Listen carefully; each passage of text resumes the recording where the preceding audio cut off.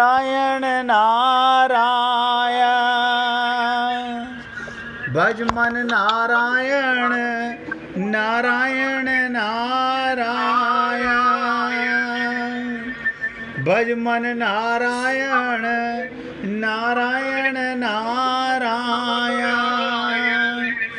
श्रीमन नारायण नारायण नारायण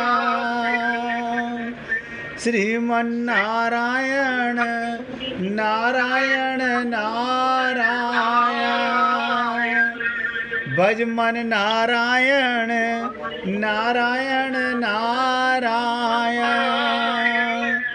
भज मन नारायण नारायण नारायण भज मन नारायण नारायण नारायण। सभी पुण्य आत्मा बहुत एकाग्रता से सुनिएगा, बहुत इम्पोर्टेंट श्लोक है। मैंने कहा था इसकी चर्चा कब तक चलेगी, हरी इच्छा। हर बहुत से लोग कहते हैं अभी ये खत्म ही नहीं होगा तो हमारे को भगवत प्राप्ति कैसे होगी। अरे बाबा, आप जिस दिन शरणागत हो गए, जिस दिन आपको आत्मज्ञान हो गया, उसी दिन आपकी परमपद हो गया। जिस दिन आपको आत्मज्ञान हो गया, बाकी तो फिर आनंद लोगे। जैसे पान खाने वाले को पान खाने का स्वाद आता है, जब तक मरता है तब तक पान खाता है, ऐसे ही एक बार परमात्मा के प्रेम का आनंद आ गया तो जब तक जियोगे ये आनंद की टकोर लगी रहेगी।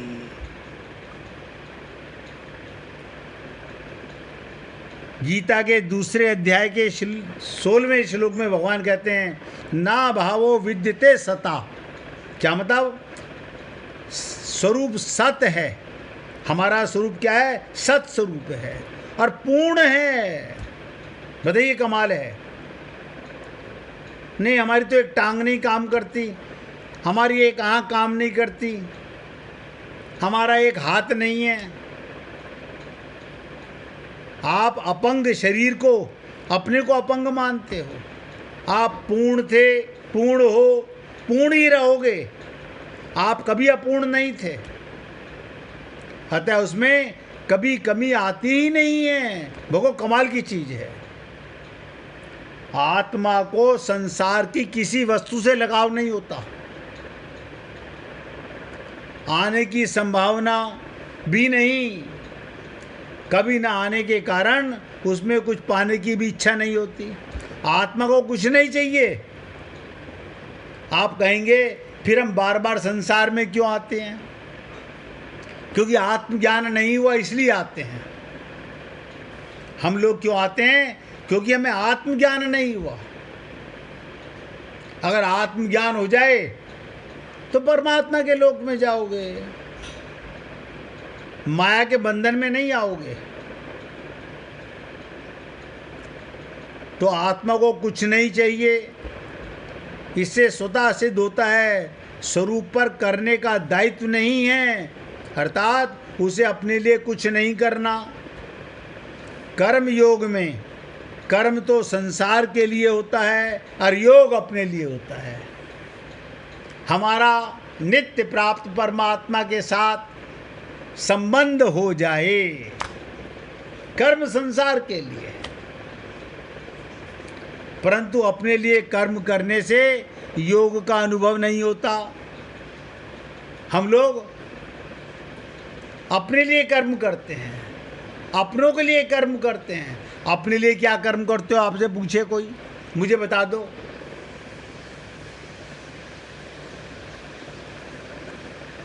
योग का अनुभव तभी होता है जब कर्मों का प्रभाव पूरा का पूरा संसार की ओर चला जाए। कर्म संसार के लिए, योग अपने लिए। अगर संत महात्मा पृथ्वी पर ना होते तो आप और हम लोग कर्म योग को पढ़ के नहीं समझ सकते हैं। कोई थ्योरेटिकल एंड प्रैक्टिकल श्रोत्रिय ब्रह्मनिष्ठ गुरु चाहिए जो हमें कूट कूट के बता सके। योग का अनुभव तभी होता है जब कर्मों का प्रभाव पूरा का पूरा संसार की ओर हो जाए। कारण कि शरीर, ध्यान से सुनो, ये क्यों बोल रहा हूँ, आपका शरीर, आपकी इंद्रियां, आपका मन, आपकी बुद्धि और आपके पास जितने भी पदार्थ हैं, आपका धन संपत्ति आदि जो भी कुछ हमारे पास है, वो सब का सब संसार से अभिन्न है, यानी संसार का अंश है, संसार का ही है। उन्हें संसार की सेवा में लगाना है, लेके नहीं जा सकते, नहीं लेके जा सकते, लाख कोशिशें कर लो। अतः पदार्थ और क्रिया रूपी संसार का संबंध विच्छेद करने के लिए ही दूसरों के लिए कर्म करना पड़ता है। कर्म सदा दूसरों के लिए होता है।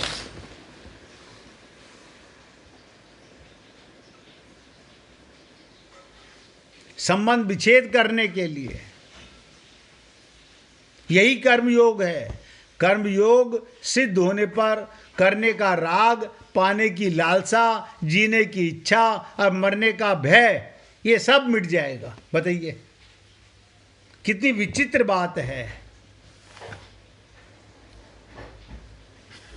संसार से संबंध विच्छेद करने के लिए ही दूसरों के लिए कर्म करना है, यही कर्म योग है। कर्म योग सिद्ध होने पर करने का राग, पाने की लालसा, जीने की इच्छा, मरने का भय, ये सब मिट जाता है।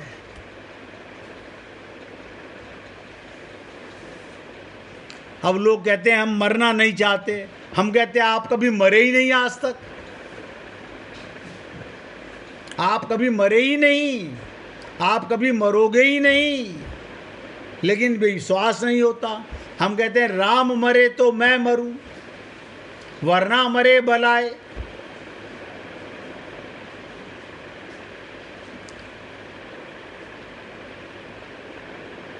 बहुत ध्यान से सुनिएगा।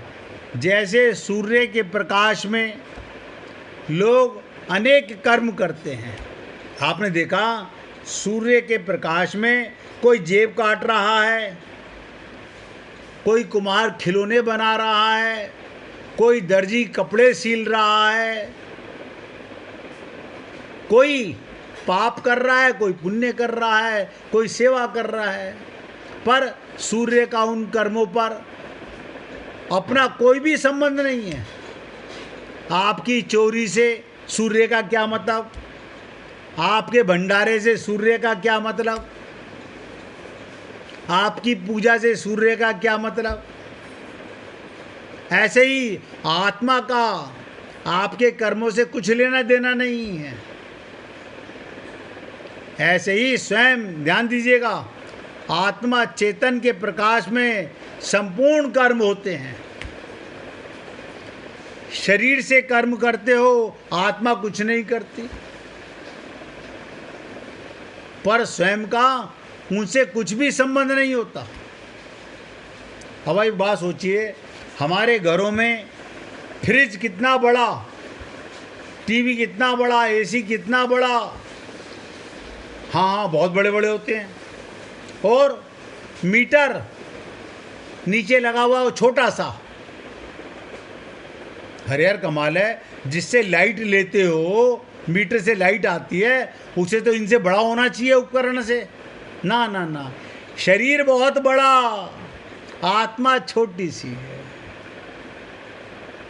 मीटर को अपने लिए कुछ नहीं करना, ऐसे आत्मा को अपने लिए कुछ नहीं करना।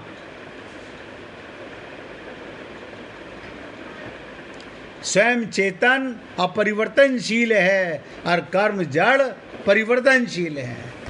परंतु जब स्वयं भूल से, ध्यान दो, हम लोग स्वयं भूल से उन पदार्थों को उन कर्मों के साथ थोड़ा संबंध मान लेते हैं। हमारी गलती क्या है, हम शरीर के साथ परिवार के साथ आत्मा का संबंध मान लेते हैं, समान के साथ, अर्थात उन्हें अपने और अपने लिए मान लेते हैं। वो कर्म अवश्य हमें बांधते हैं, हमें बार बार लाके संसार में पटकते हैं।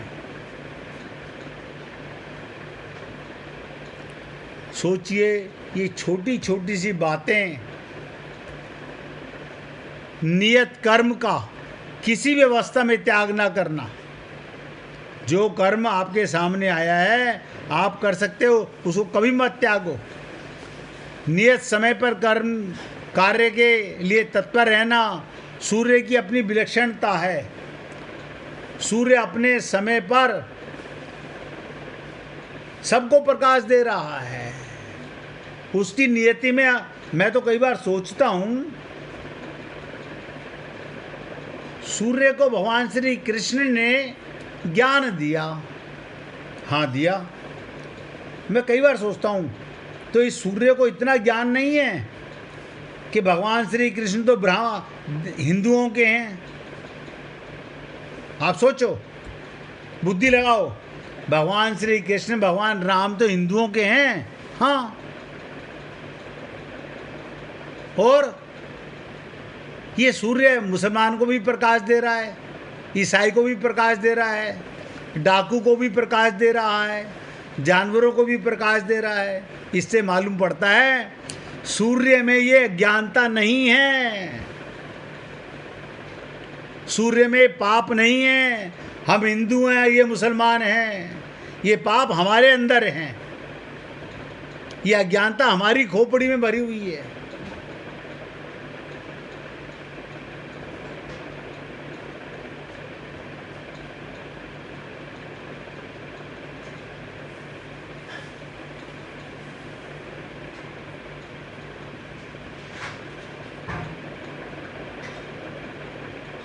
जीवन के अंदर बहुत कुछ करने के लिए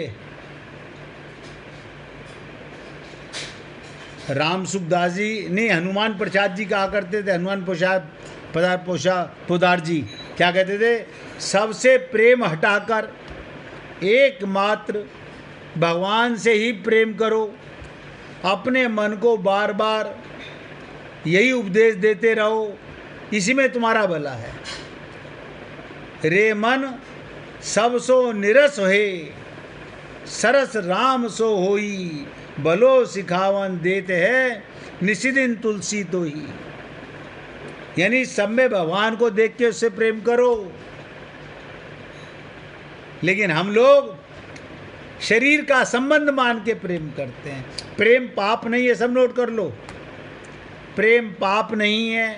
पाप क्या है? अपने को प्रेम करते हो, उसमें चेतन है, परमात्मा है, ये मान के प्रेम नहीं करते। हम शरीर का नातेदार, शरीर का संबंधी, ब्लड रिलेशन कमाल है। यानी मिट्टी से मिट्टी का संबंध मान के हम खुश हो रहे हैं, आत्मा से आत्मा का संबंध मान के प्रेम नहीं कर रहे।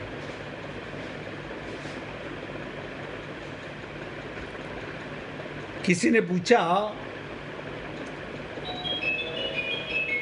कि संत की पहचान, ध्यान से सुनिएगा, बहुत गहरी राज की बात बताने जा रहा हूं।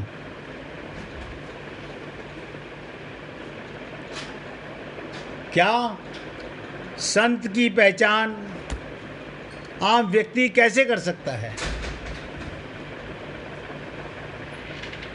संत की पहचान आम व्यक्ति कैसे कर सकता है? जागा हुआ व्यक्ति जागे हुए को पहचान सकता है, जो खुद सोया हुआ है वो जागे हुए को कैसे पहचानेगा? यहाँ तो आपकी बुद्धि सबकी काम कर सकती है।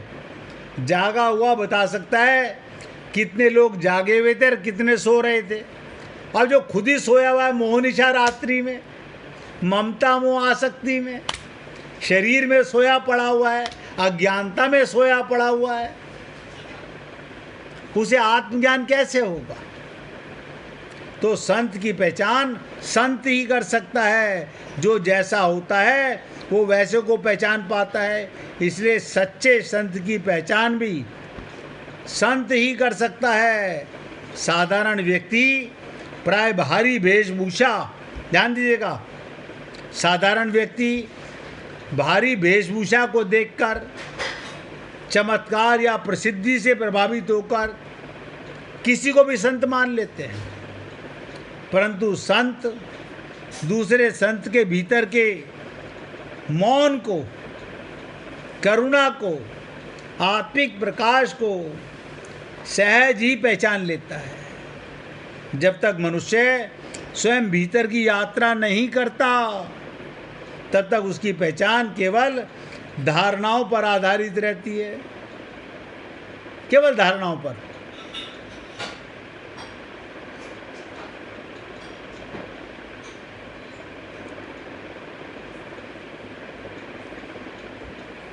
जिस किसी भक्त को भजन सुनाना हो निकाल के रखना,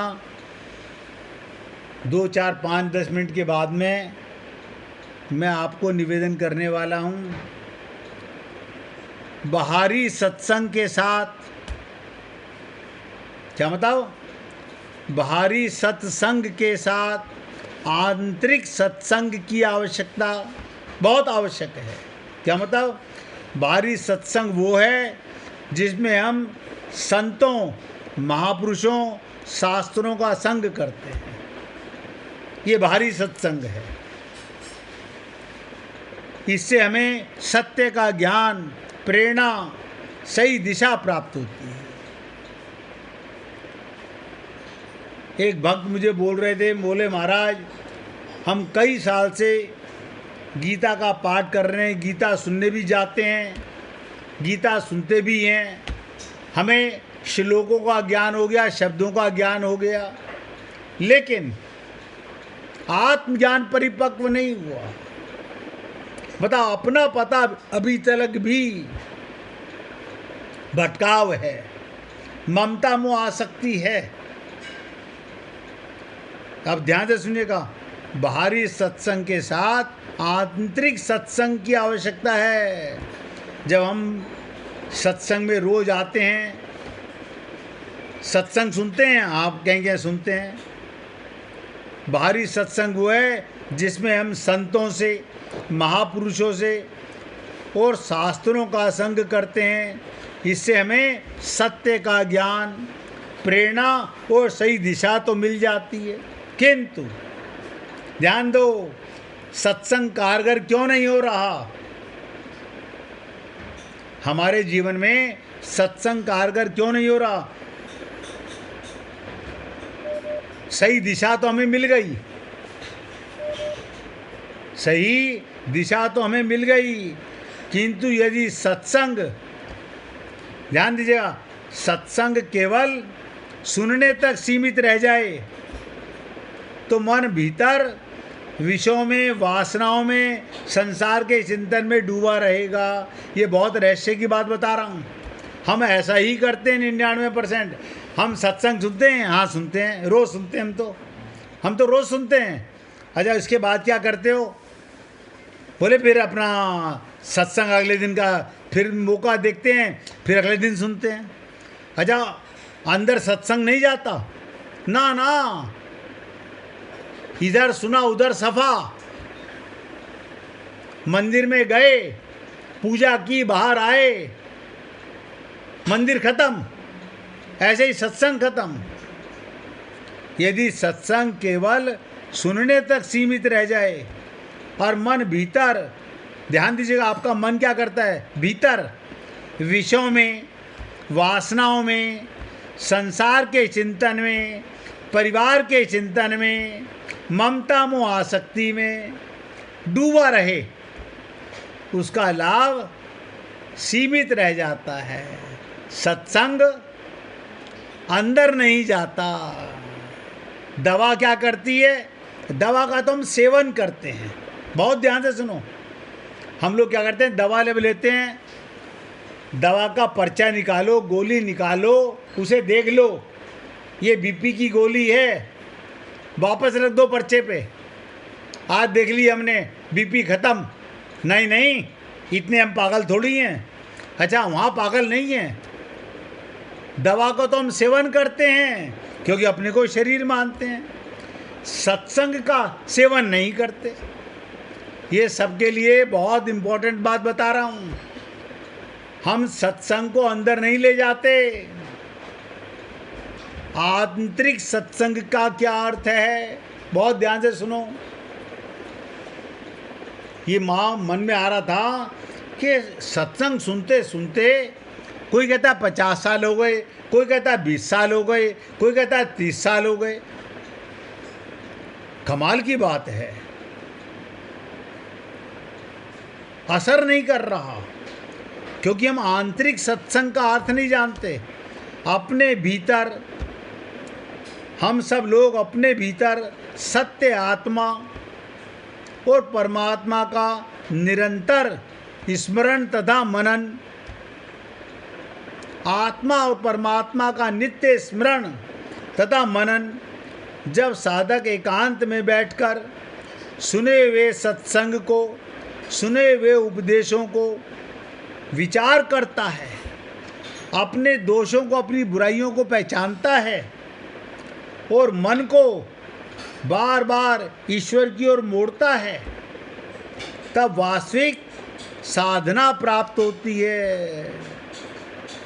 बाहरी सत्संग, ध्यान दो, बाहरी सत्संग बीज होता है, जबकि आंतरिक सत्संग उसे अंकुरित और विकसित करता है।